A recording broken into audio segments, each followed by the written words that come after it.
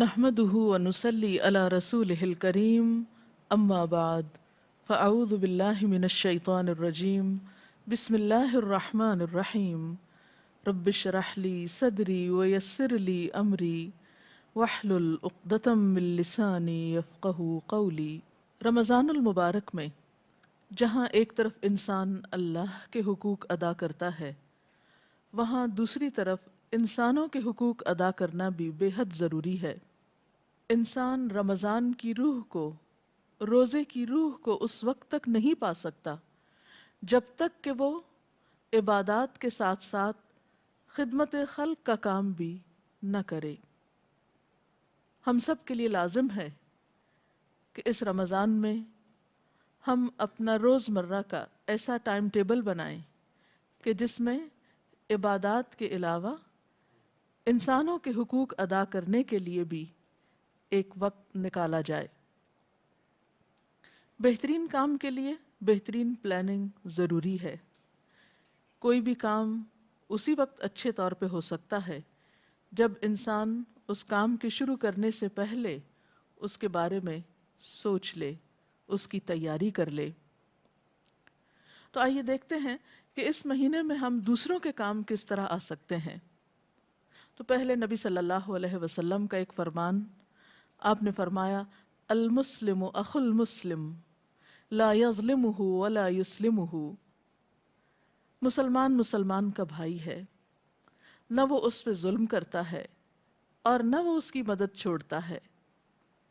جو کوئی اپنے بھائی کی حاجت پوری کرنے میں لگا ہو، یعنی ایک شخص جب دوسرے کی ضرورت پوری کرتا ہے تو اللہ تعالیٰ اس کی حاجت پوری فرمانے میں لگ جاتے ہیں۔ یعنی اگر ہم دوسروں کے کام آتے ہیں تو اللہ تعالیٰ ہماری مدد فرماتے ہیں۔ اور جو کوئی کسی مسلمان کی پریشانی دور کرتا ہے، اسے کسی فکر سے آزاد کرتا ہے، اس کا کوئی دکھ دور کرتا ہے، اس کے کسی کام آتا ہے، تو اللہ تعالیٰ اس شخص کے اس عمل کی وجہ سے اسے قیامت کے دن کی کسی بڑی پریشانی سے نجات دیں گے۔ یعنی وہ دن جو ہے ہی مصیبتوں کا دن، اس دن جب کہ کوئی کسی کے کام نہ آئے گا، تو ایسا شخص اللہ کی خاص رحمت میں ہوگا جو دنیا میں لوگوں کی مشکلات آسان کرنے کے کاموں میں لگا رہتا ہے۔ پھر فرمایا جس نے کسی مسلمان کی پردہ پوشی کی، اس کا کوئی عیب ڈھانکا، اللہ تعالیٰ قیامت کے دن اس کی پردہ پوشی کر دے گا۔ لہٰذا ضروری ہے کہ ہم اپنے رمضان ٹائم ٹیبل میں انسانوں کے دکھ دور کرنے کے پروگرام بھی بنائیں۔ اس میں کئی ایک کام ہو سکتے ہیں، مثلا نمبر 1، محروم طبقات کا خیال رکھنا۔ اپنے ارد گرد نظر دوڑائیے، اپنے آس پاس دیکھیے، اپنے ہمسایوں میں، اپنے رشتہ داروں میں، اپنے محلے والوں میں، اپنی بستی میں، اپنے شہر میں، اپنے علاقے میں، کہ کون سے لوگ ایسے ہیں جو ضرورت مند ہیں، جو کسی دکھ، تکلیف یا مصیبت کا شکار ہے۔ پھر یہ دیکھیے کہ آپ کتنی استطاعت، کتنی ہمت اور کتنی طاقت رکھتے ہیں ان کے کام آنے کی، اور اس کے بعد تھوڑا یا زیادہ کچھ نہ کچھ حصہ ضرور ڈالیے۔ نبی صلی اللہ علیہ وسلم نے فرمایا جو شخص بیوہ عورت یا مسکین کی خبر گیری کرتا ہے، کیونکہ یہ بھی ایسے لوگوں میں سے ہیں جنہیں دوسروں کی مدد کی ضرورت رہتی ہے، تو فرمایا وہ اللہ کے راستے میں بھاگ دوڑ کرنے والے کے برابر ہے۔ اسی طرح آپ نے یہ بھی فرمایا کہ وہ شخص رات کو جاگنے والے اور دن بھر روزہ رکھنے والے کی مانند ہے۔ یعنی جو کسی بیوہ اور محتاج اور مسکین کی خبر گیری رکھتا ہے، یعنی ان کی ضروریات کا خیال رکھتا ہے۔ ہو سکتا ہے کہ آپ کے رشتہ داروں میں ایسی خواتین موجود ہوں، ایسے افراد موجود ہوں جن کی طرف عام طور پر دھیان نہیں جاتا، لیکن رمضان کے آغاز کے ساتھ ہی، ابتدا کے ساتھ ہی نظر دوڑائیے، ڈھونڈیے، تلاش کیجیے ایسے لوگوں کو جو آپ کی مدد کے منتظر ہیں، مستحق ہیں، اور خوبصورت طریقے سے ان کی مدد کو پہنچیے۔ پھر اسی طرح نیکی کے کاموں میں کھانا کھلانا بھی ایک بہترین کام ہے۔ گھر والوں کو تو انسان کھلاتا ہی ہے، اپنے عزیزوں، دوستوں، رشتہ داروں کی بھی دعوت کرتا ہے، لیکن عموماً ہم ان لوگوں کو بھول جاتے ہیں جو اپنی ضروریات خود پوری نہیں کر سکتے۔ انفرادی طور پر بھی ایسے لوگوں کو تلاش کیجیے، ایسے لوگوں پہ نظر رکھیے کہ جو 2 وقت کی روٹی کے محتاج ہیں، بعض اوقات سفید پوش ہوتے ہیں، اپنی ضروریات پوری نہیں کر سکتے، لیکن کسی بھی قریبی تعلق کی وجہ سے آپ ان کو پہچان سکتے ہیں، ان کی مدد کی طرف توجہ کیجیے۔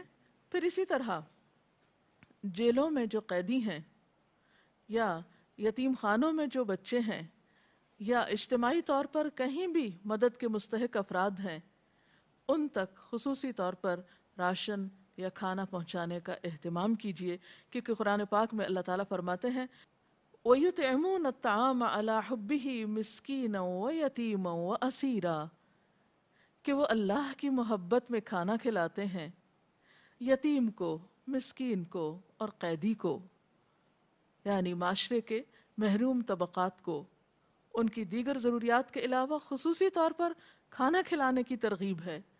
اور کھانا کھلا کر کوئی احسان نہیں کرتے، بلکہ کیا کہتے ہیں انما نطعمکم لوجہ اللہ لا نرید منکم جزاء ولا شکورا، کہ ہم تو تمہیں صرف اللہ کی خاطر کھلاتے ہیں، تم سے نہ کوئی بدلہ چاہتے ہیں اور نہ شکریہ چاہتے ہیں، یعنی بالکل بے غرض ہو کر، بے لوث ہو کر وہ انسانوں کی خدمت کرتے ہیں، کیونکہ اللہ تعالیٰ بہترین جزا دینے کے لیے کافی ہے۔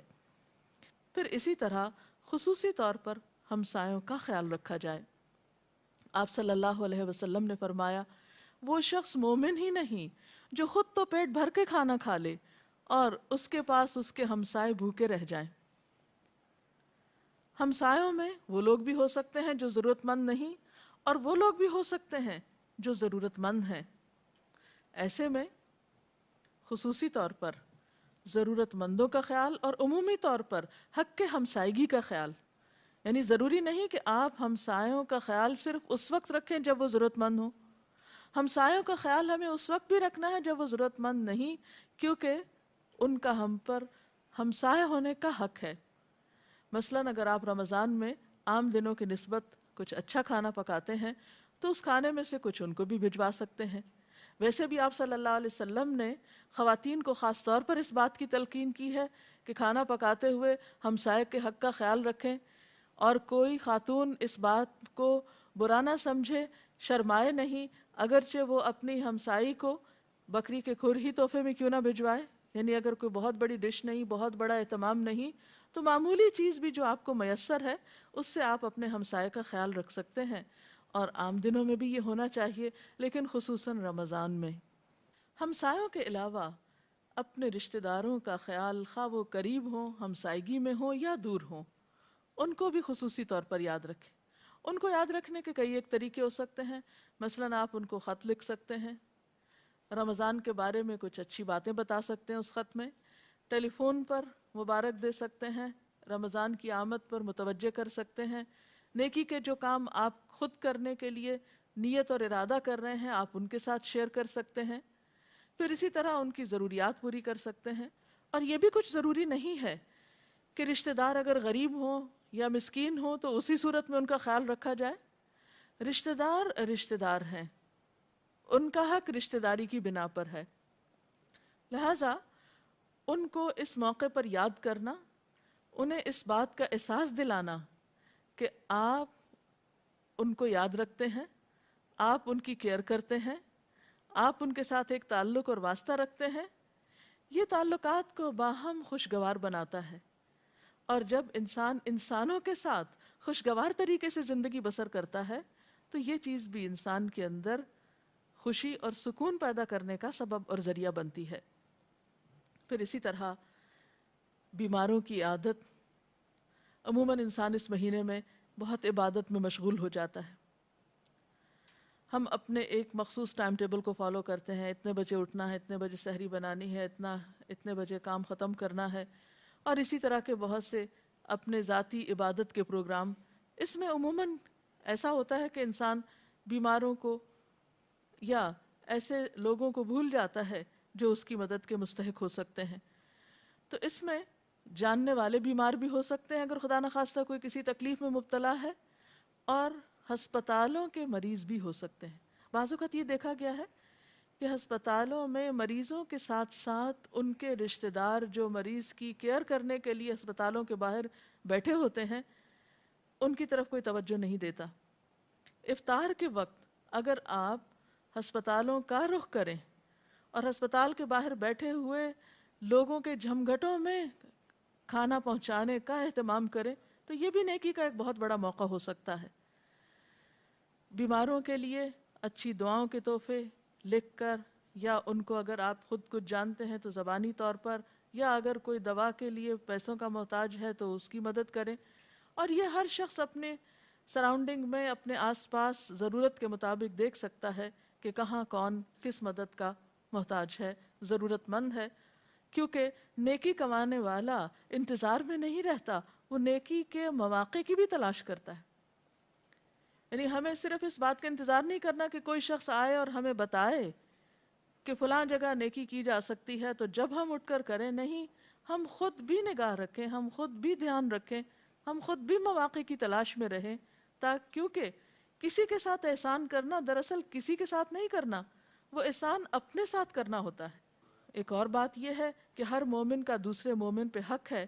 نبی صلی اللہ علیہ وسلم نے فرمایا، تَرَى الْمُؤْمِنِينَ فِي تَرَاحُمِهِمْ وَتَوَادِّهِمْ، تم دیکھو گے مومنوں کو کہ وہ باہم رحم کرنے میں اور ایک دوسرے سے محبت کرنے میں، مہربانی کرنے میں ایک جسم کی طرح ہوتے ہیں۔ جب جسم کے ایک حصے کو کوئی تکلیف پہنچتی ہے تو باقی سارا جسم جاگ کر اور بخار میں مبتلا ہو کر اس بیمار حصے کا ساتھ دیتا ہے۔ مثلاً آپ کی آنکھ میں تکلیف ہے یا سر میں تکلیف ہے تو باقی جسم کو بھی قرار اور چین نہیں آتا۔ تو امت مسلمہ تو باہم ایک دوسرے کے لیے ایک جسم کی مانند ہے۔ کیسے ہو سکتا ہے کہ کچھ حصہ اس کا تکلیف میں ہو اور باقی آرام کی نیند سو جائے؟ نہیں، ہمیں جہاں اپنے رشتہ داروں کا خیال رکھنا ہے، ہمسایوں کا خیال رکھنا ہے، وہاں مجموعی طور پر باقی لوگوں کا بھی، امت میں جتنے بھی لوگ آتے ہیں ان سب کی سفرنگز کے بارے میں بھی سوچنا ہے، ان کو اور کچھ نہیں تو دعاؤں میں یاد رکھنا ہے۔ یعنی ہم دعا مانگتے وقت بھی بعض اوقات اتنے خود غرض ہو جاتے ہیں کہ صرف اپنے لیے، اپنے بچوں کے لیے، اپنے رشتہ داروں یا جاننے والوں کے لیے دعا مانگتے ہیں اور باقی لوگوں کو بھول جاتے ہیں، جبکہ مسلمان کا بھائی ہے اور وہ ایک دوسرے کا مددگار ہے۔ اسی طرح جیسے پہلے بھی بات ہوئی، اپنے نوکروں، خادموں اور قریب کے لوگوں کے کام میں کمی کرنا جو ہے، یہ بھی رمضان کے کاموں میں سے ایک کام ہے۔ اور اگر ان نیکیوں میں سے کوئی نیکی نہ ہو سکے کسی بھی وجہ سے، تو یاد رکھیے کم سے کم نیکی یہ ہے کہ انسان اپنی ذات سے کسی کو تکلیف نہ دے، اپنی زبان سے کسی کو تکلیف نہ پہنچائے، اپنے ہاتھ سے کسی کو تکلیف نہ پہنچائے، زبان سے ایسی بات نہ نکالے جو دوسرے کے لیے دکھ اور درد کا سبب ہو، کسی کی عزت پر کوئی حرف نہ اٹھائے۔ نبی صلی اللہ علیہ وسلم نے فرمایا، ہر مسلمان پر دوسرے مسلمان کا خون، مال اور عزت حرام ہے۔ جس طرح کسی مسلمان کا خون بہانا حرام ہے، اسی طرح کسی کی عزت کو پامال کرنا، اس کے بارے میں غلط بات کرنا، وہ بھی حرام ہے اور ممنوع ہے۔ ان تمام چیزوں کے بارے میں بچنے کی کوشش کرنی چاہیے۔ اور حقیقت یہ ہے کہ روزہ صرف اس چیز کا نام نہیں ہے کہ ہم بھوکے پیاسے رہیں اور اس کے بعد جو چاہیں کریں۔ روزہ نام ہے اپنے آپ کو برائی سے روکنے کا۔ آپ صلی اللہ علیہ وسلم نے فرمایا، کم من صائم لیس لہ من صیامہ الا الظما، کتنے ہی روزہ دار ایسے ہیں جنہیں اپنے روزوں سے سوائے بھوک پیاس کے کچھ بھی حاصل نہیں ہوتا۔ اس لیے روزہ رکھ کر انسان جہاں نیکی کے کاموں کی تلاش میں رہے، وہاں برائی سے بچنے کی بھی پوری کوشش کرے، کسی کو اپنی زبان اور ہاتھ سے دکھ نہ دے۔ اللہ تعالی ہمیں بہترین روزے رکھنے کی توفیق عطا فرمائے۔ اگر آپ کے ذہن میں کوئی سوال ہو اس گفتگو کے بعد تو وہ آپ کر سکتے ہیں۔ ڈاکٹر صاحبہ، جیسا کہ آپ نے فرمایا کہ حقوق العباد، رمضان میں روزے کی روح جو ہے وہ حقوق العباد ہے، لیکن ہم عام طور پہ، عملی طور پہ یہ دیکھتے ہیں کہ اس مہینے میں لڑائی جھگڑے کی تعداد بہت زیادہ بڑھ جاتی ہے، اور اس کی بنیادی وجہ زبان کا غیر محتاط استعمال ہے. اس سے کس طرح سے بچا جا سکتا ہے؟ اصل میں روزے کا بنیادی مقصد تو انسان کے اندر تقویٰ پیدا کرنا ہے، خدا کا خوف پیدا کرنا ہے. انسان کو اس لیے کھانے پینے سے روکا جاتا ہے تاکہ بھوک کا احساس اس کے اندر دوسرے احساسات کو بھی جگانے کا ذریعہ بنے. لہٰذا اس ایک دوسرے کو تلقین کی جائے، کیونکہ بعض اوقات ہم برائی دیکھتے ہیں لیکن دوسرے کو روکتے نہیں ہیں. ایک شخص بھول سکتا ہے کہ اسے یہ غلط کام نہیں کرنا، تو جو دیکھنے والا ہے اس کا بھی فرض بنتا ہے کہ وہ اس کو یاد دہانی کرا کے اس غلط کام سے روکے. نبی صلی اللہ علیہ وسلم نے فرمایا کہ جب تو روزہ رکھے تو تیری آنکھ، تیرے کان کا بھی روزہ ہونا چاہیے، تیری زبان پر بھی کنٹرول ہونا چاہیے، جھوٹ اور حرام چیزوں سے بچنا چاہیے، پڑوسی کو تکلیف نہیں دینی چاہیے، تجھ پر وقار اور اطمینان اس طرح ہونا چاہیے کہ تو اپنے روزے کے دن کو اور دوسرے دنوں کو برابر نہ کر. یعنی روزے میں بطور خاص ان چیزوں کا اہتمام ضروری ہے. کیا زکوٰۃ یا صدقہ خراج ہے وہ رشتہ داروں کو بھی دیا جا سکتا ہے؟ کیونکہ عموماً ہم اس سے گھبراتے ہیں کہ ان کو کیسے دیں کہ ان کی دل آزاری بھی نہ ہو. اب دیکھیے کہ ضرورت مند رشتہ دار کو زکوٰۃ دی جا سکتی ہے اگر وہ زکوٰۃ کے مستحقین میں سے ہے، لیکن دینے کے انداز میں ایسی خوبصورتی ہونی چاہیے، اتنی اپنائیت ہونی چاہیے کہ لینے والا محسوس نہ کرے. اور یہ ایک حقیقت ہے کہ اپنے رشتہ دار سے ایسی کسی بھی چیز کو وصول کرنا ایک مشکل عمل ہے، لیکن اس کا اہتمام دینے والے کو کرنا چاہیے کہ وہ اسے دوسرے کے لیے آسان کر دے اور محسوس نہ ہونے دے. آپ نے بہت سے نیکی کے کام بتائے، لیکن اکثر ایسا ہوتا ہے کہ آپ سارے نہیں کر پاتے، تو حقوق کی ادائیگی میں پہلے کس کا حق دینا ضروری ہے؟ جو قریب تر ہو. مثلا ایک شخص آپ کے قریب تڑپ رہا ہے تو اسے چھوڑ کر آپ دور والے کا حق ادا کرنے کے لیے نہیں جائیں گے. اور ہو سکتا ہے باہر بھی ایک شخص ضرورت مند ہو اور اندر بھی ہو قریب، تو پہلے آپ قریب والے کا حق پہچانیں. ہمسائے کو دینے کے فرمایا حضور صلی اللہ علیہ وسلم نے، تو ان سے مراد غیر مسلم بھی ہیں کہ ہم غیر مسلم کو دے سکتے ہیں اختیاری وغیرہ؟ جی، ان کا سوال یہ ہے کہ ہمسائے میں کیا غیر مسلم بھی حسن سلوک کے مستحق ہیں؟ جی ہاں، ہمسائے میں سب ہمسائے آتے ہیں، خواہ کوئی مسلمان ہو یا نہ ہو، رشتہ دار ہو یا نہ ہو. حقیقت یہ ہے کہ الخلق عیال اللہ، یہ ساری مخلوق اللہ کا کنبہ ہے، اور اللہ تعالیٰ کے قریب وہ شخص ہے جو سب سے زیادہ اس کنبے کا خیال کرنے والا ہے.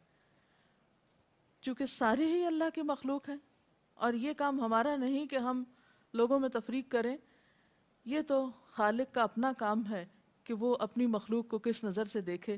ہمیں ججمنٹل نہیں ہونا. یوم الدین تو آخرت کے روز کا نام ہے، جزا سزا تو اس کے ہاتھ میں ہے اور معلوم نہیں کس کو کب ہدایت ہو جائے.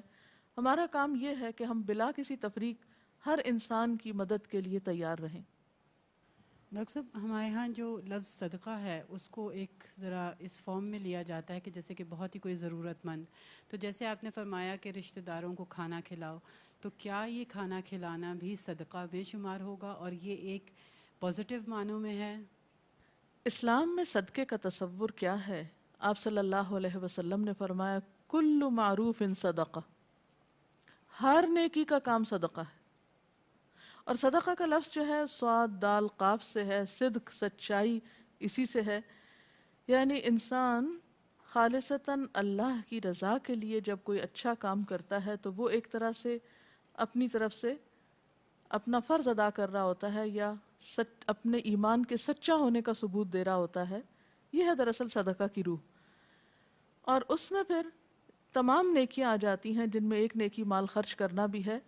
اس میں پھر دو قسمیں ہو جاتی ہیں، ایک فرض صدقات ہیں جس میں زکوٰۃ آتی ہے، عشر آتا ہے، کفارہ آتا ہے، نظر آتی ہے، اور ایک نفلی صدقات ہیں جس میں ہر طرح کی نیکی کا کام جو ہے وہ صدقہ شمار ہوتا ہے، جو خالصتاً آپ اللہ کی رضا کے لیے کرتے ہیں اور اس سے جزا پانے کے لیے، کسی بھی انسان پر احسان جتانے کے لیے نہیں. تو جب آپ اپنے دوستوں، رشتہ داروں، قریبی لوگوں کے ساتھ کوئی بھی بھلائی کرتے ہیں، ان کو کھانا کھلاتے ہیں، تو وہ آپ کے حق میں ایک نیکی لکھی جاتی ہے، وہ بھی ایک طرح سے صدقہ ہی شمار ہوتی ہے. اس کے ساتھ ہی آج کے پروگرام کا وقت ختم ہوتا ہے. آپ سے اجازت چاہتے ہیں. وآخر دعوانا ان الحمد للہ رب العالمین.